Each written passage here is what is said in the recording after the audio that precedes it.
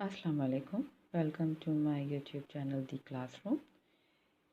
अब आज जो हुरूफ सीखना है, जिसके बारे में हमने बात करनी है, वो है गोल यानी दो चश्मी हे।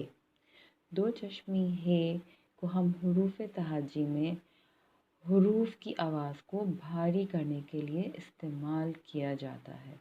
इसलिए हम जिस हुरूफ में दो चश्मी हे लगता है उसको हम क्या कहते हैं? उसको हम कहते हैं भारी आवाज़। यानी उसकी आवाज़ कैसी आती है? भारी आवाज़। यानी हुरूफ को भारी करने के लिए ये जो है दो चश्मी है इस्तेमाल होता है। उसको हम कैसे पढ़ते हैं? बा ब के साथ जब दो चश्मी है को मिलाया तो क्या बना? ब।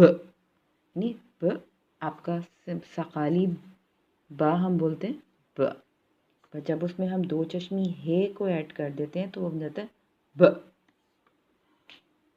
प त ठ ज च के साथ च, दाल के साथ दो चश्मी है द, ढ, ख और ग। अब हम यहाँ पे इन लफ्ज़ों की कुछ जो है बहुत सारे जो है लफ्ज़ बनते हैं और चीज़ें होती हैं, लेकिन कुछ हैं जो इस तस्वीर में जो है दिखाई गई हैं। जैसे कि जो भारी अल्फाज यानी दो चश्मी है से बनती हैं, जैसे कि आपका झूला, झाड़ू,